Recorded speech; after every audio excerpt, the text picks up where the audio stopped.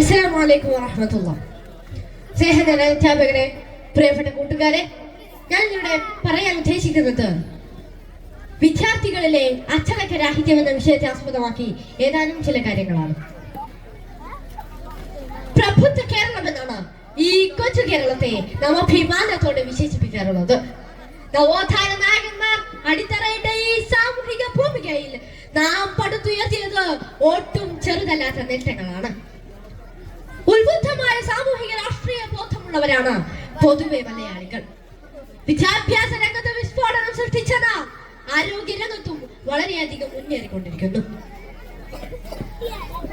എന്നാൽ നമ്മുടെ ഈ സാമൂഹിക സുസ്ഥിതിയെയും പൊതുജനാരോഗ്യത്തെയും ഉൽപാദനക്ഷമതയെയും സാമ്പത്തിക വളർച്ചയെയും ഒക്കെ ബാധിക്കുന്ന തരത്തിൽ ഒരു വലിയ വെല്ലുവിളി ഉയർത്തുകയാണ് നമ്മുടെ ഇന്നത്തെ ചില കുട്ടിക്കുട്ടങ്ങൾ. ഒരു കീറപ്പഴത്തുണിക്കൊടിയും വിചിത്രമായ ചില ഗ്രൂപ്പ് പേരുകളുമൊക്കെയായി പ്രവർത്തിക്കുന്ന ഈ കുട്ടിക്കുട്ടങ്ങൾ പലപ്പോഴും ക്രിമിനലുകളെ പോലെ പെരുമാറുന്ന കാഴ്ചകൾ കലാമേളകളിലും മറ്റും നാം ധാരാളമായി കണ്ടുകൊണ്ടിരിക്കുന്നു.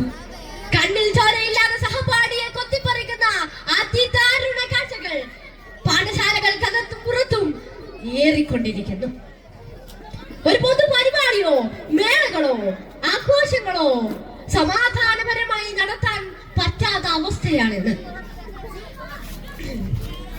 കരിവും കരുണയും തൊട്ടു തീണ്ടിയിട്ടില്ലാത്ത റീലും റീച്ചും മാത്രം കിതാബ് കാണുന്ന നെഞ്ചേറ്റുന്ന ഒരു കൂതറ കൗമാരം ഇവിടെ ഉടലെടുത്തു കഴിഞ്ഞിരിക്കുന്നു.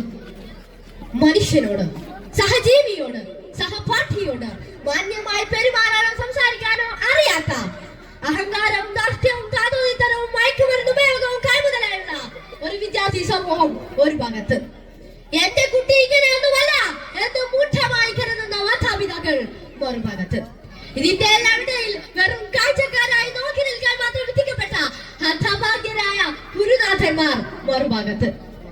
കാരണങ്ങൾ പലതായിരിക്കാം, എന്നാൽ ഇതൊരു യാഥാർത്ഥ്യമായി മാറിയിരിക്കുന്നു.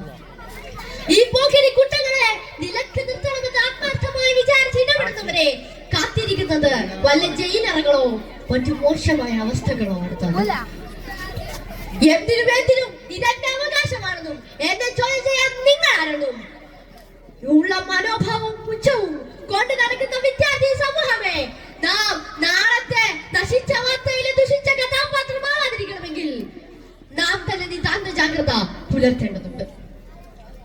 ഏറെ ആശ്ചര്യം തോന്നുന്നത് നമ്മുടെ പെൺമക്കളിൽ പോലും ഇത്തരം സംസ്കാര ശൂന്യവും വന്യവുമായ ജാഹിലിയ കുട്ടിക്കൂട്ടം പ്രവർത്തിക്കുന്നുണ്ടെന്ന് അറിയുമ്പോഴാണ്. അതിലേറെ ആശ്ചര്യം 1400 വർഷങ്ങൾക്ക് മുമ്പ് മക്കയിൽ പ്രവാചകത്വത്തിനു മുമ്പ് ഇരുട്ടയുഗമെന്ന് ചരിത്രകാരന്മാർ വിശേഷിപ്പിച്ച ആ ഭൂമികയിലെ കുതിരിച്ചാറിന്റെ ശീതള ഛായയിൽ കുളിച്ചിരമിച്ച് മതിച്ച് ഉന്മത്തനായി കുത്താടി നടന്നിരുന്ന ആ കാട്ടറബി സമൂഹം കാട്ടിക്കൂട്ടിയതിനേക്കാളും വലിയ തിന്മകൾ വിദ്യാസമ്പന്നരായ സംസ്കാര സമ്പന്നരെന്ന് നാം ഉദ്ഘോഷിക്കുന്ന ഈ സമൂഹം മാറിയിട്ടുണ്ടെങ്കിൽ അവരിലെ ധാർമ്മിക വിദ്യാഭ്യാസത്തിന്റെ അഭാവം തന്നെയാണ് അതിന്റെ കാരണം. ധാർമ്മിക മൂല്യമുള്ള ഒരു വിദ്യാഭ്യാസ രീതിയുള്ള വിദ്യാലയങ്ങൾ അപ്രത്യക്ഷമായി കൊണ്ടിരിക്കുന്നു. അവിടെയാണ് നമ്മുടെ സ്കൂളിൽ ഒരു തമയിസാകുന്നത്, അതെ, വ്യതിരക്തമാകുന്നത്.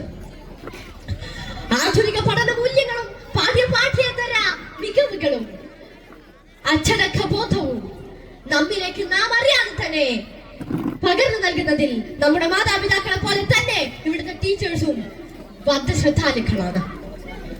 പ്രിയമുള്ളവരെ, ഈ വിഷയം പാരാവാരം കണക്കപ്പുറം വിശാലമാണ്. സമയം ക്ഷണപ്രഭാചഞ്ചലവുമാണ്. അതിനാൽ ഞാൻ എന്റെ വാക്കുകൾക്ക് വിരാമട്ടെ. അസ്സലാമു അലൈക്കും വറഹ്മത്തുള്ളാഹി.